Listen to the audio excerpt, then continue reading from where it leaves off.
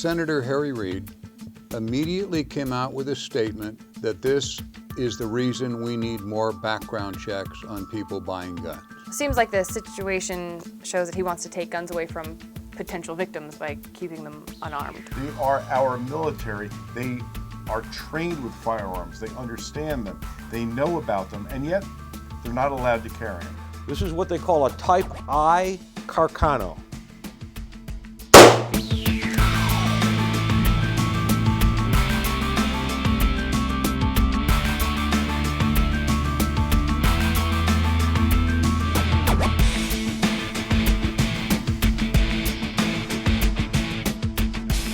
Something really caught my eye when I looked at this more recent Fort Hood shooting.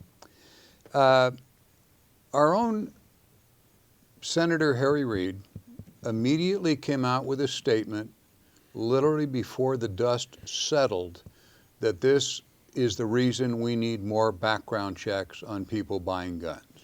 You know, in this instance, and again, we're so close to it that no one knows for sure what's happened, but all of the reports indicate that the firearm that this individual used was legally purchased, that the current background check system was followed and he was approved.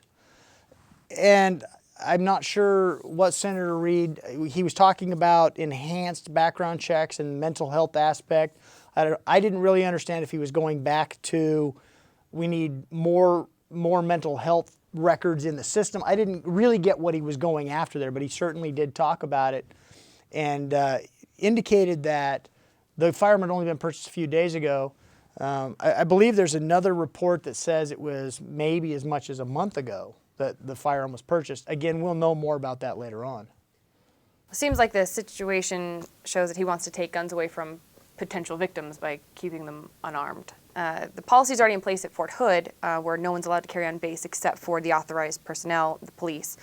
That's why their last workplace violence incident with ex-major Nadal Hassan, yeah, right. That's why he was in a position to kill so many people. I mean, they're just sitting ducks. None of them are able to defend themselves. It's just, that's like schools. It's an unarmed target. And still today, it's the same way. Well, you know, it seems like, okay, here's the learning curve, Army brass. This happened at the Navy Yard. This has happened now twice at this same at Fort Hood. They only allow these certain individuals to carry weapons. This is a military base. They are our military. They are trained with firearms. They understand them. They know about them, and yet they're not allowed to carry them. This is a military base, and once again, we have a mass shooting because the Army brass doesn't want to get politically involved, and they want to do what they think is politically correct, like this Harry Reid with what he likes to do. Well, as someone who started his career in Fort Hood, Texas in the military police, it's a city. It's 100,000 people. It's wide open. It has, you know, military police and now DOD police. But what I understand, since the 2009 shooting or Hassan shooting, they're doing away with the DOD police, going back with more military police. But it's an open base. It's not something that you can virtually drive into. And it's what the military hasn't learned from this thing is you've basically made a 100,000 person gun-free zone. And you can't, if you were in Texas and you could have your CCW, a soldier could have that, he's not allowed to carry that on base. So they've made it a 100,000 potential victim gun-free zone. And it's just stupid. I looked at this and that just caught my eye that our esteemed senator, that's his reaction? Not that we should allow our military to carry firearms? Well, that's only because this furthers the political agenda of a Harry Reid Democrat. This has nothing to do with common sense. It has nothing to do with actually morality, if you really want to get down to it, about allowing our military and our soldiers to protect themselves. It's not about that. It's about furthering the political agenda of getting guns out of the United States. If we don't trust our military with firearms, who can you trust them with? kidding. I mean, okay, I get it from untrained citizens and them trying to regulate that, but the very people who are here to protect us, how is that justifiable to say, nope, don't give them guns? I just wonder if in bases right now that are near the Crimea, if the air police or whoever is on those bases are allowed to actually have guns or have cartridges in their guns. I mean, I can't believe they're still leaving these guys unarmed. This happened in the shoot we had in Reno where those National Guardsmen got killed because they're not allowed to carry their guns while they're traveling to and from training, not even on the base, and they can't have their guns. This is insane. I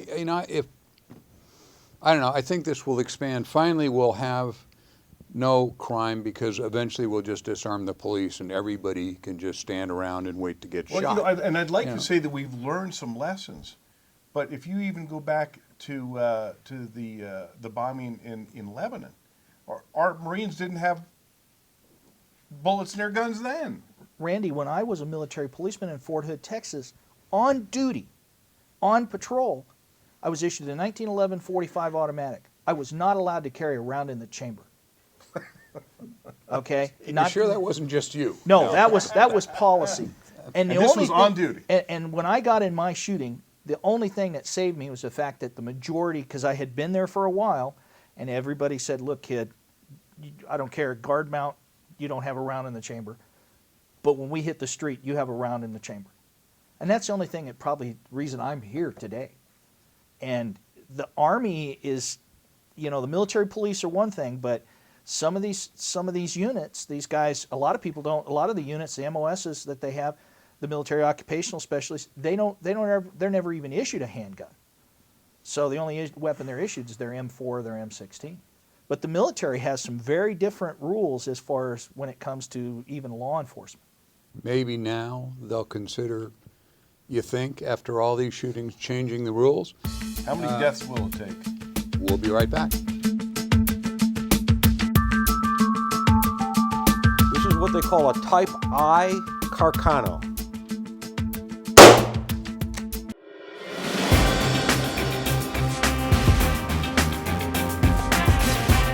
Hi, we're back at the Safari Club International show here in Las Vegas, Nevada at the Mandalay Bay Convention Hall. This is the 42nd annual show, and it is a wonderful location to meet other sportsmen, conservation-minded individuals, and many of the companies that make firearms and hunting and outdoor activities possible. We're going to interview as many of them as we can today and bring to you what happens here at the SCI show. You can join Safari Club International by going to their website. Your contributions to Safari Club International guarantee future generations the ability to enjoy the outdoors here and abroad. Come with us as we explore Safari Club International.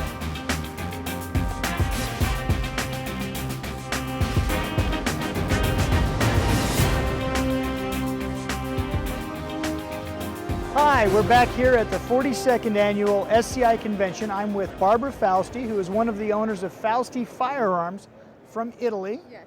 And they make some of the most exquisite shotguns, over, under, and side-by-sides.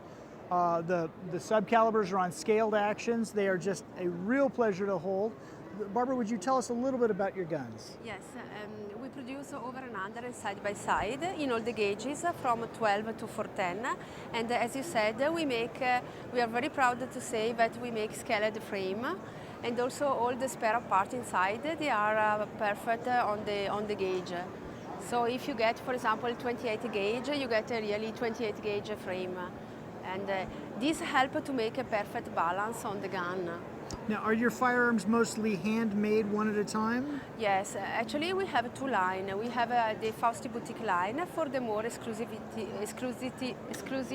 shotguns, and we have the Fausti line for the core products.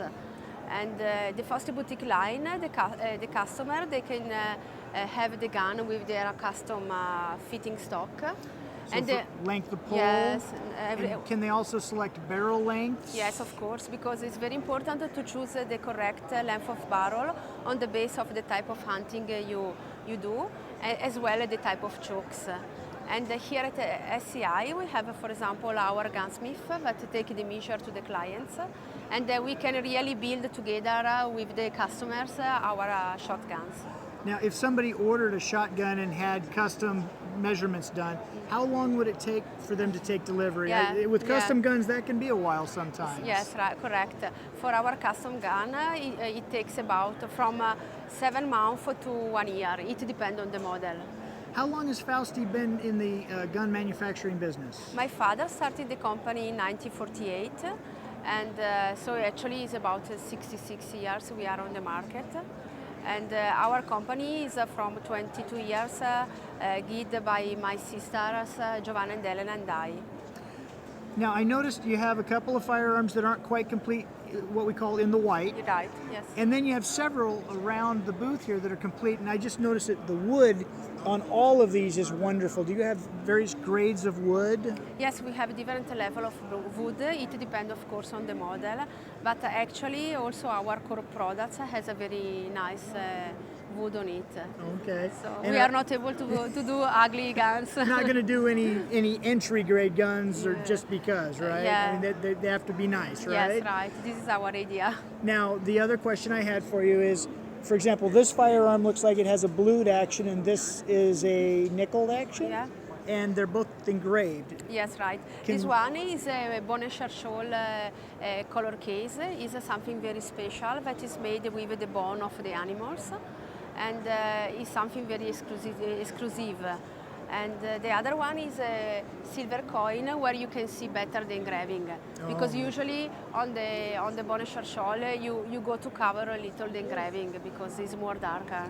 Absolutely. They're absolutely beautiful firearms. Thank you so much Thank for you. talking to us, Thank Barbara. you. Nice You to have a meet good you. show, and if you want just a heirloom type shotgun that is designed for shooting and hunting, but will also look wonderful in your collection, give Fausti Firearms a consideration.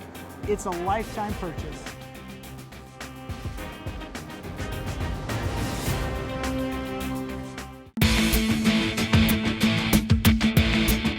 Hello, and welcome back to Fired Up with Bob. We're going to take some viewer questions. This viewer wants to know, can you conceal and carry a black powder pistol? The answer to that is yes and no. If we're talking about most states, yes.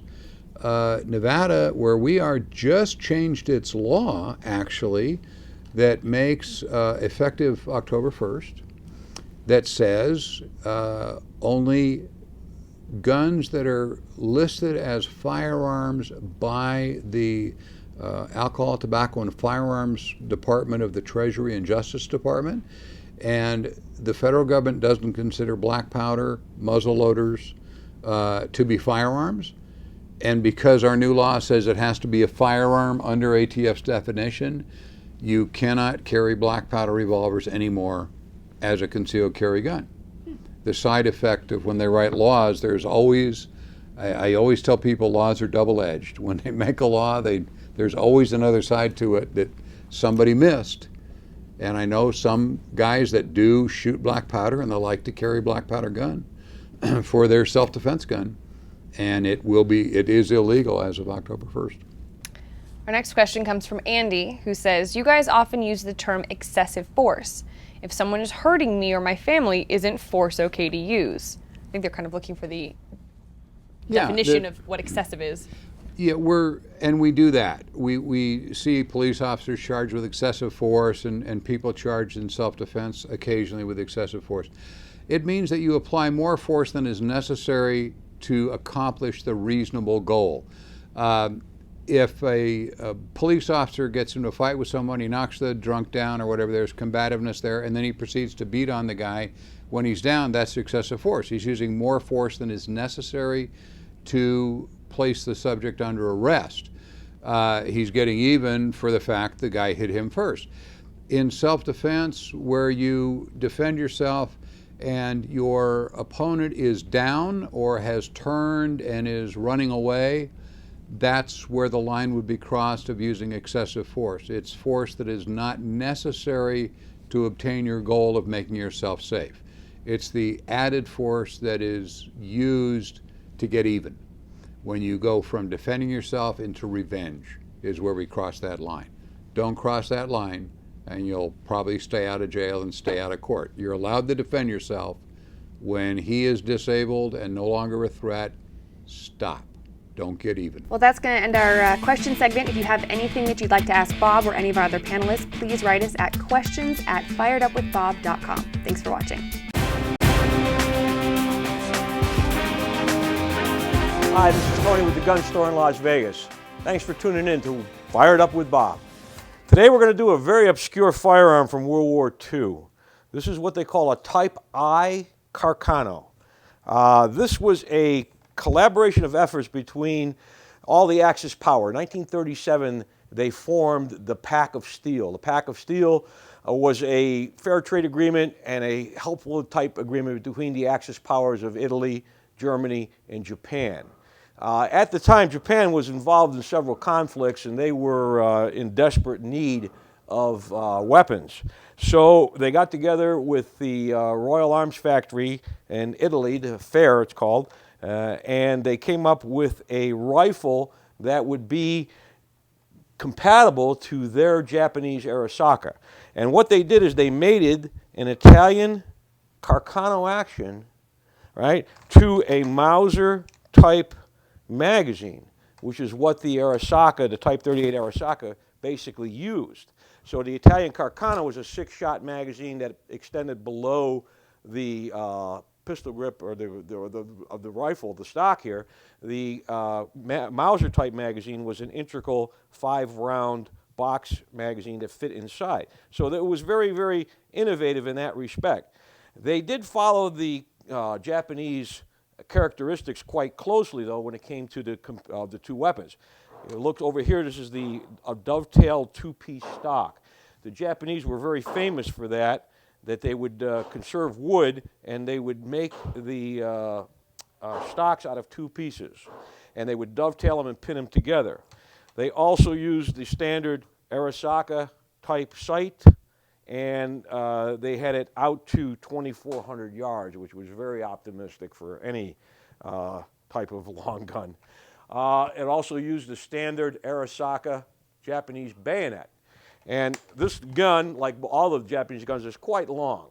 And in fact, there were 2 different stock lengths that they manufactured with the Type I, and they even made them longer, about 1.5 inches longer was the other type. And that was for the Japanese landing force, or the Japanese Marines. And they had to be at least 6 foot tall. So a standard type rifle length pull would be very short for them. So it is chambered in 6.5 Japanese caliber. Now, the Italians, there's no markings on the gun. There's no chrysanthemum, which is the Japanese crest. And the only way you could tell, 3 different arms factories, Italian arms factories, manufactured these, but they never put a date or a name on them. You can tell from the serial number on who built it. And this one here is serial number, it starts with an L. So this one was manufactured by Beretta. And if you are familiar with Japanese or Italian, I also see a PB here on the bolt, so that's Pietro Beretta also. They were a very, very pleasant gun to shoot. They're so long, and being in 6.5 millimeter Japanese is not a heavy recoiling gun. They are extremely accurate. With the long barrel length, and the Beretta, of course, has a superb trigger on it. They were extremely accurate guns. They were used in the Battle of Okinawa. They were very used in the Philippines over there. A lot of them never made it into action, and you'll see some pristine examples on the collector's markets that look like they've never been issued. But they're kind of an obscure Japanese type collaboration with the Italians, and they're really not that well known. This one here is in nice condition, and we're going to shoot it. One thing the Italians and the Germans, they had a lot of compatibility with their ammunitions. They used 9mm. Both the Italians, they used 380s for their handguns, 32s for their handguns. And the Japanese, they were just like all over the place. They had all of their own calibers, and they had several different designations, and it was very confusing. I wouldn't want to be an ordnance officer for the Japanese military. But this gun here is a great example, and we're going to shoot a couple of rounds. Now, the way it works, I loaded up some very light loads with some cast lead bullets. They're almost like very low power target loads. And we're just going to take a few shots and see how we do. All right, we're going to load 3 rounds up. I don't have a Japanese stripper clip to fit in here, so we're just going to put them in manually. And again, they load like any top loading Mauser type rifle. Just put them in. All right, close the bolt, and away we go. So we'll take a couple shots and we'll see what happens.